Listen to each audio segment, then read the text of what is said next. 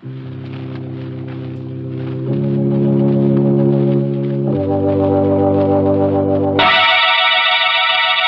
Tea and Lipton Soup present Inner Sanctum Mysteries.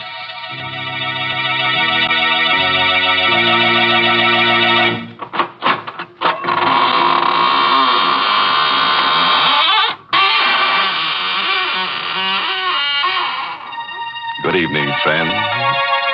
This is your host of the Inner Sanctum inviting you in through the squeaking door. Come on in. Have your picture taken with the corpse. You'll look good next to him. Poor fellow was a photographer. Passed on last winter while taking a picture. Yes, died of overexposure. Awful, isn't it? Enough to make your camera shudder. Well, let's gather around the coffin now for a nice, happy picture. Watch the body.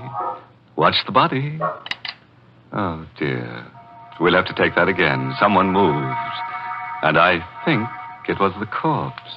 Why, that's downright silly. Oh, hello, Mary. You're just in time. Come on, get in the picture. What? Do you think I'd stand next to a corpse? Oh, please, Mary. You can wear your Lipton sterling silver medallion. Then I'll send the picture to my friends in the graveyard. Why, Mary, with your figure, your symmetry, they'll probably elect you Miss Cemetery of 1945. Wouldn't that be nice? Mm-hmm. Thank you, but I can do without that honor. And as far as the sterling silver medallion is concerned, it's mighty popular right now. I've been getting hundreds of letters from ladies all over the country telling me how much they appreciate it. You see, the medallion is made of real sterling silver. It's about 1 inch in diameter, and it's decorated with the Chinese symbol for good luck. You can wear the medallion as a necklace or a choker. You see, it's hung on a narrow black rayon satin ribbon. Or you can simply add it to your charm bracelet if you wish. It's just the thing to brighten up your simple silk dresses and your dressy suits. And ladies, here's how you get this handsome medallion. Just send 25 cents and the box top from a package of Lipton's, the tea with the brisk flavor, to Lipton Tea, Box 92. That's Box 92, New York City. You paint a pretty picture, Mary. Now let me paint one for you. Mine is called Portrait of Death. It's an original radio play by that ghastly ghostwriter, Robert Sloane. And our star tonight is Miss Leslie Woods, who plays the role of Miss Snyder. And listen, if you've never sat for a portrait, you'd better not sit alone for Portrait of Death. In the dim light of a misty old art dealer's gallery, a somber portrait has just been sold at auction to a man by the name of Mason. Magnificent painting, isn't it? There's never been anything like it, Mr. Mason. But if you don't mind my saying so, I think you've paid a stiff price for it. I couldn't let that woman in the black dress outbid me. Look at those colors. Expression on the girl's face. Yes. The detail in the background. Really is a work of art. Technically speaking, yes. But the portrait has a strange history, Mr. Mason. Strange and sinister. What do you mean? Well, people say it's brought bad luck to every one of its owners. Oh, come now, Fräulein. Well, it may be just a story, but at least this much of it is true. The day this portrait was finished, the artist died by his own hand.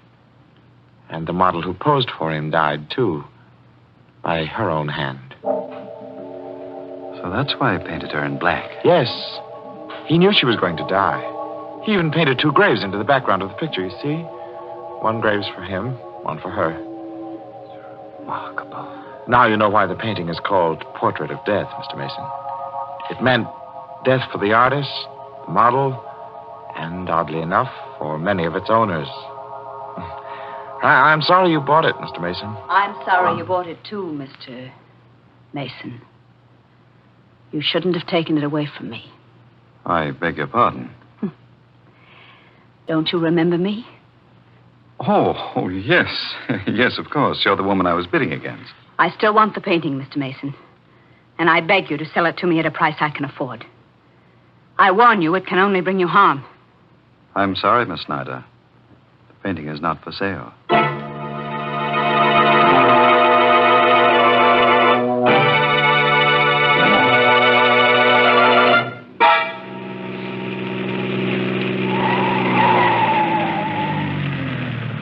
Flournoy. You didn't have to drive me all the way home with this painting.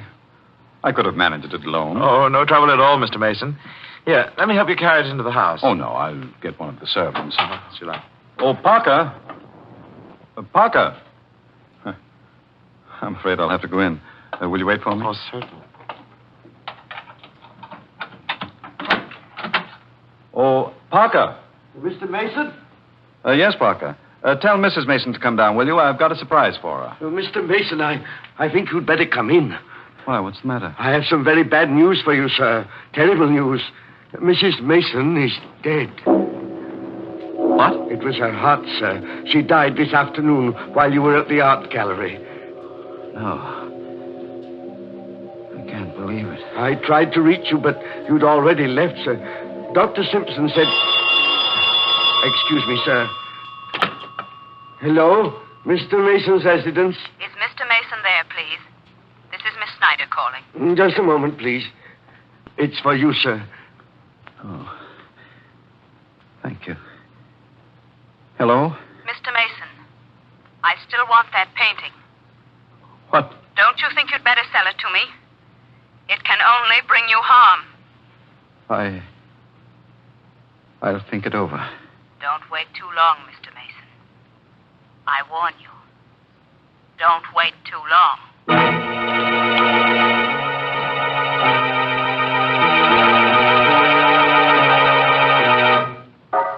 You ought to go to bed, sir. You haven't had any sleep for days. I'm all right, Parker. But it can't do any good to sit in this room and stare at that painting. Parker, doesn't the portrait look a little different today than it did when I brought it into the house? I don't think so, sir. The expression on the girl's face is a little deeper. A little more understanding. The background, it... Good heavens, Parker. What is it, sir? Look. The graves in the background. Weren't they there, sir? When I bought it, Parker, there were 2. Now there are 3.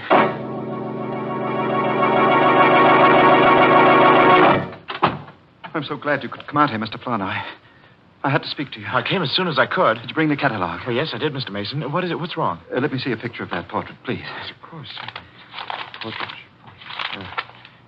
Here it is. Portrait of death. There. I was right.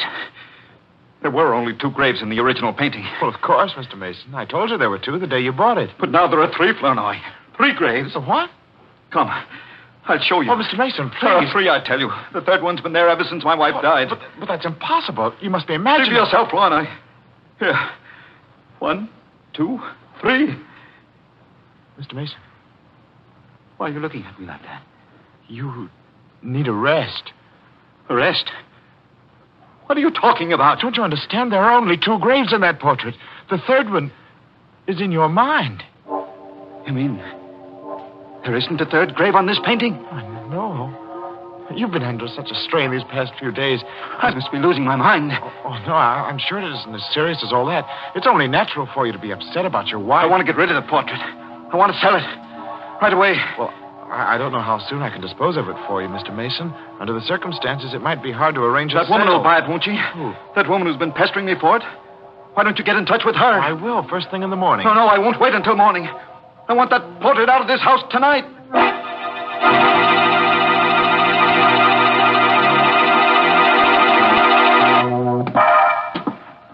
Parker. Where are you going with that painting? Why, I was taking it to the garage, sir. What for? You said you didn't want it in the house tonight. I thought I might return it to the dealer. Mr. Flournoy hasn't called back yet? No, sir. Well, I'll take it to him myself. Is the car ready? Yes, sir, but I hardly think you ought to go alone, Mr. Mason. You're in no condition. I brought that portrait into this house, and I'll take it back alone.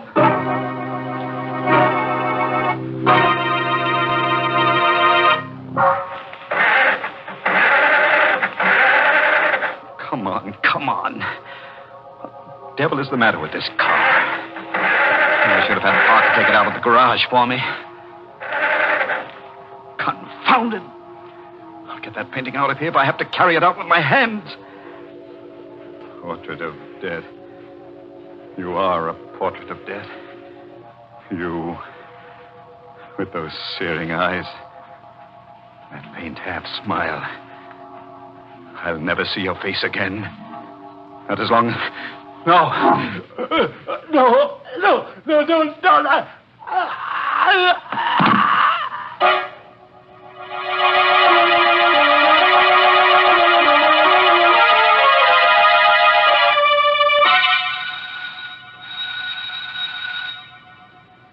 This is a strange time of night to go calling for a painting, Mr. Flournoy. Mr. Mason told me to get in touch with you right away, Miss Snyder. He was determined to have you pick up the portrait tonight. Well, I hope he isn't asleep. Yes. Nobody seems to be answering the door. Oh, wait a moment. There's a light in the garage. Oh, good heavens, what was that? It sounded like a scream from the back of the house. Come on, we better hurry. Come on, Miss Snyder. There's somebody in the garage. Why, hey, Parker. Yes, What's sir. the matter, Parker? Why'd you scream? It's Mr. Mason, sir. He's dead. What? I just found him, sir, slumped over on the floor of the car. How awful. Maybe he was asphyxiated. No, the motor wasn't running, sir. It's the portrait. The portrait killed him, just as it did the other. It does seem strange. He came to the garage about an hour ago, carrying the painting in his arms. Well, didn't you help him? He wouldn't let me, sir. He insisted on being alone. That's strange. Look at these marks on his neck. As if he'd been strangled with a fine chain. Or a woman's necklace. What do you mean by that? Nothing. Did you think I was accusing you, Miss Snyder? I don't know. Good heavens, Mr. Flournoy. Look at the portrait. Oh, what's wrong? The necklace, sir. The necklace that was painted on the girl's throat. It's gone.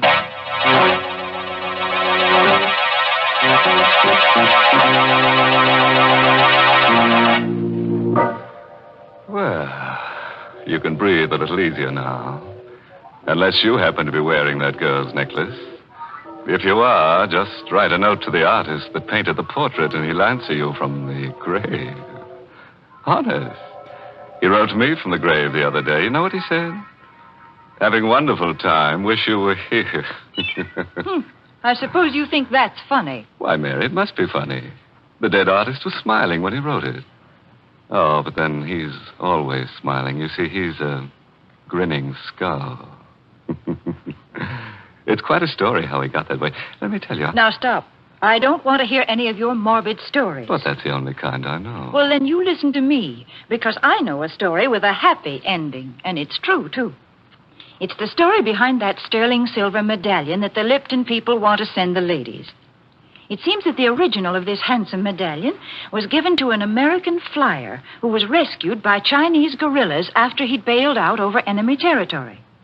The flyer was told that the Chinese letters on the medallion would identify him and bring him safely through the lines. Well, he did get through, and only then did he learn that the inscription said, "Good luck," in Chinese. Now, there's a story to tell your friends when they're admiring your medallion on its smart black rayon satin ribbon. And to get this Chinese good luck medallion, all you have to do is send 25 cents and the box top from a package of Lipton's, the tea with the brisk flavor, to Lipton Tea, Box 92. That's Box 92 in New York City. Well, let's get back to that there cover girl on the portrait of death. It's 6 months now since she strangled old man Mason with that necklace of hers and put the Indian sign on his late wife. Parker's still around, though. And so is that character Flournoy, who at the moment is disposing of the ill-fated portrait for Mr. Mason's estate. Mr. Davis, I believe you're the only man in the world who wants this painting. And I really can't see why you want it, knowing its history.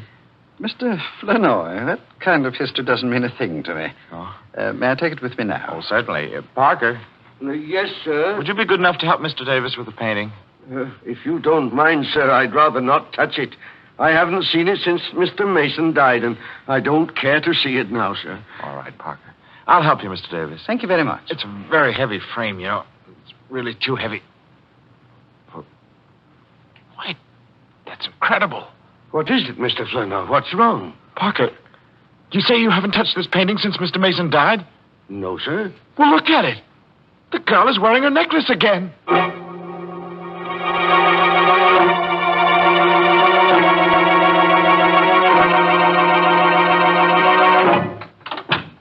Miss Snyder, how do you do? We haven't seen you here at the gallery for some time. What's the meaning of this, Mr. Flournoy? Beg your pardon? Why did you let that painting go without telling me it was for sale? Well, I tried to tell you, Miss Snyder. I called you home several times to let you know about the auction. I was never able to reach you. Didn't you know I was away on a trip? No, I didn't. Then why didn't you find out, you stupid fool? How many times have I told you I must have that painting? Well, I'm sorry, Miss Snyder. Never mind. Who is this Mr. Davis? Where does he live and where can I find him? Why, I imagine you'll find him at his home. Here's his card. Give it to me. I don't think you'll gain anything by going up there, Miss You Snyder. keep out of this, Flournoy. I want that painting. And this time I'm going to get it.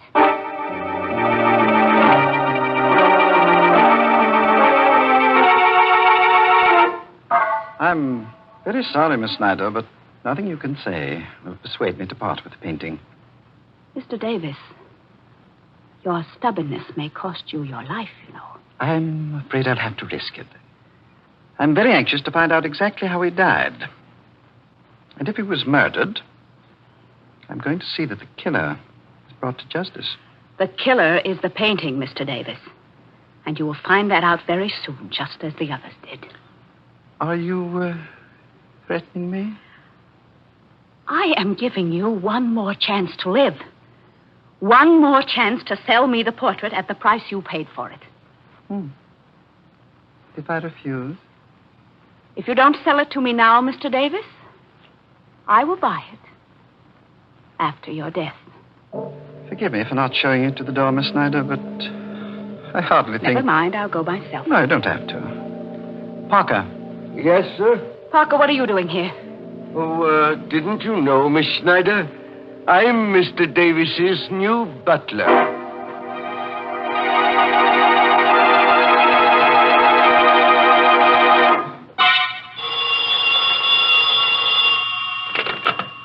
Hayden Art Company, Mr. Flournoy speaking. Mr. Flournoy, Yes, this is Mr. Flournoy. you had better come over to Mr. Davis's house right away. And don't tell anyone you're coming. What? Who's this? It's important, Mr. Flournoy. Don't ask a lot of questions. Just come over. But who is this? Don't you know? It's the girl in the portrait. What? You... Hello? Hello?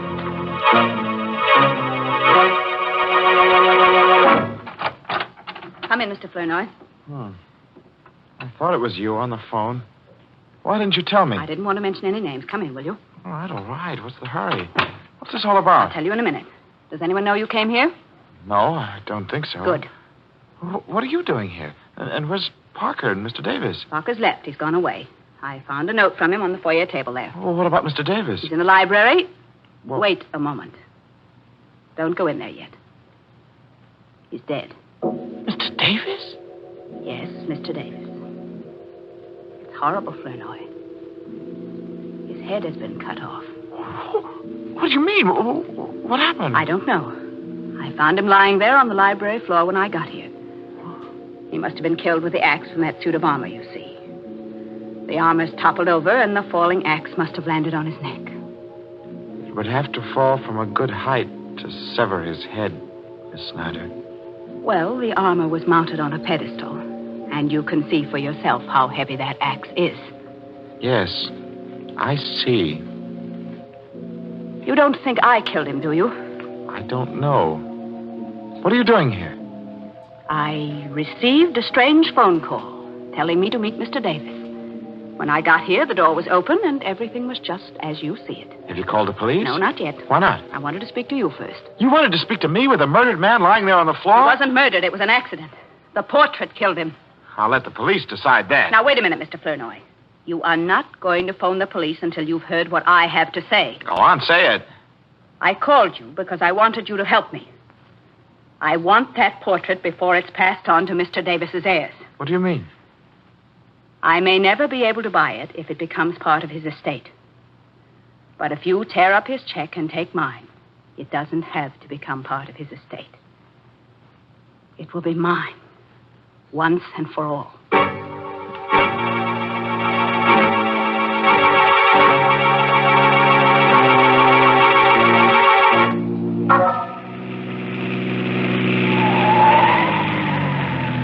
Mr. Mr. Flournoy. What? Mr. Flournoy. Why, Parker. What are you doing outside Miss Snyder's house? I've been waiting for her, sir. Have you any idea where she is?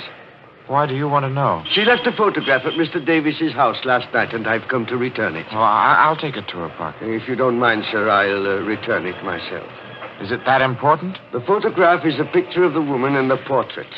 And if Miss Snyder can explain why she's been carrying it around, we might have an answer to this mystery. You suspect her, don't you, Parker? Not any more than I suspect you. What's that? You've got the portrait in your car, Mr. Flournoy. Yes. Don't try to conceal it. I recognize that frame anywhere. I'm not trying to conceal it. I'm trying to find out what your game is. I have no game. Then why did you leave that note saying you were going away? What note? Oh, don't lie to me, Parker. I saw it myself on the foyer table. You must be mistaken, sir. Today is my day off. I left the house early this morning, and I didn't write a note. Well, if you're telling the truth, then I know who did write that note. Only I've got to prove it before I can take your word. Oh, wait a moment, Mr. Flournoy. Where are you going? I'm going into the house for this painting. I'm going to set a trap for Miss Snyder. I'll go with you. What for? To help you carry the painting, Why? of course. But you'll spoil everything if you're seen, Parker. Then I won't be seen. I'll hide. What's the matter, Mr. Flournoy? You are not afraid of me, are you? I don't know. Every time this painting has brought misfortune to anyone, you've been alone in the house with the victim.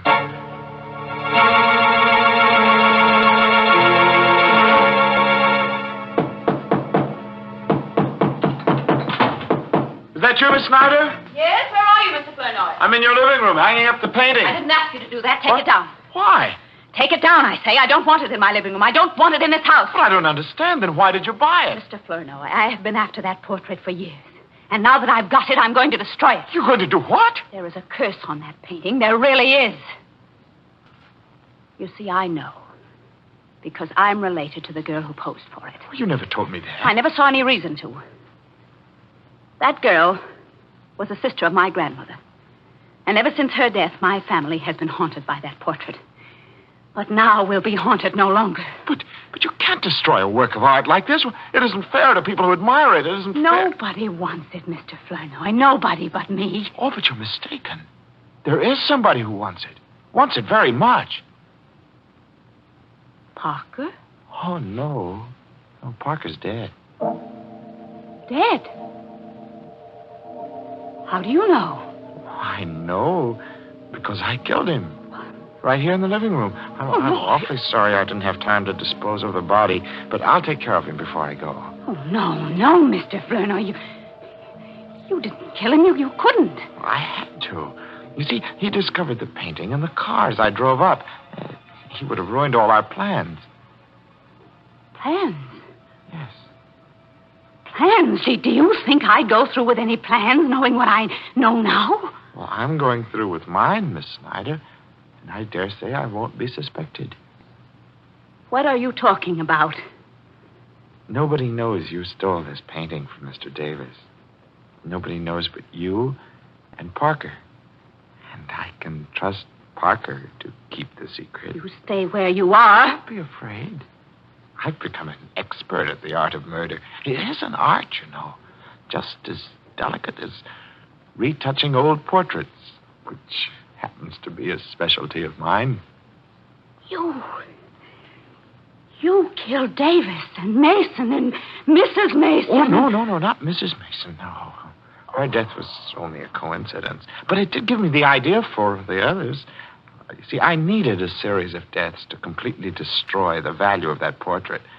The legend was already there. All I had to do was help it along. Why? Well, I wanted the painting, Miss Snyder.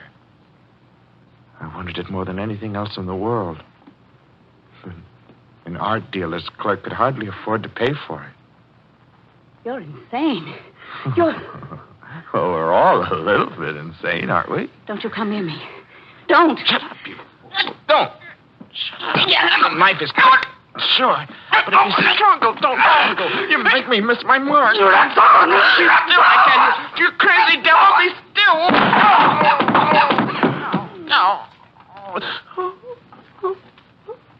Portrait. Flower on the wall. Frame. Groove. Knife. Into. Now we'll be haunted no longer.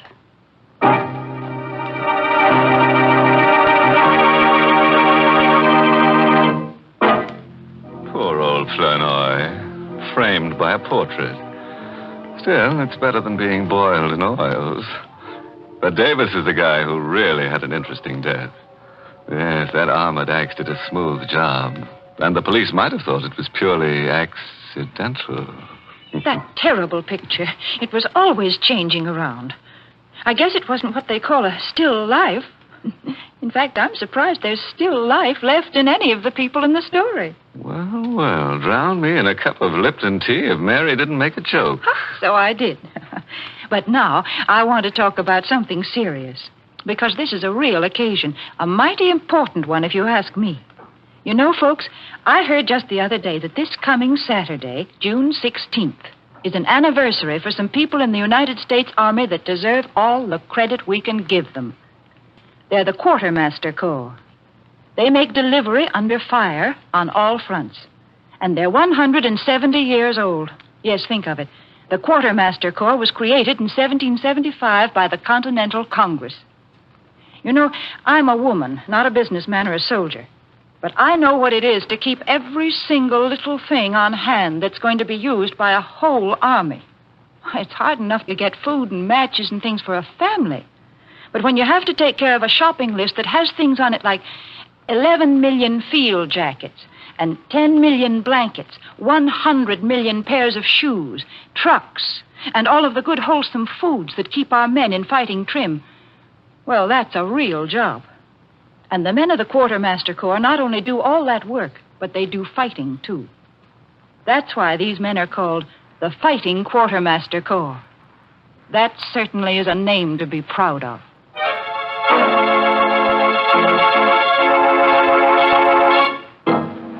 Well, it's time to go back to my slab now and swap a few stories in the smoker of the crematorium.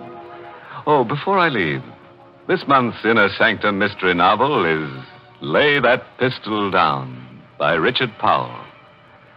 Yes, and next week's Inner Sanctum story, directed by Himan Brown and brought to you by Lipton Tea and Lipton Soup. Next week's story is just your meat. That is, if you like human meat. It's about a man who's been dead for 6 years. So, of course, his wife doesn't recognize him when he comes home. In fact, nobody recognizes him. So he goes around killing people to refresh their memory. I guess he figures that if they can't remember him, they might just as well remember nothing. Now it's really time to close the squeaking door, so good night. Pleasant dreams.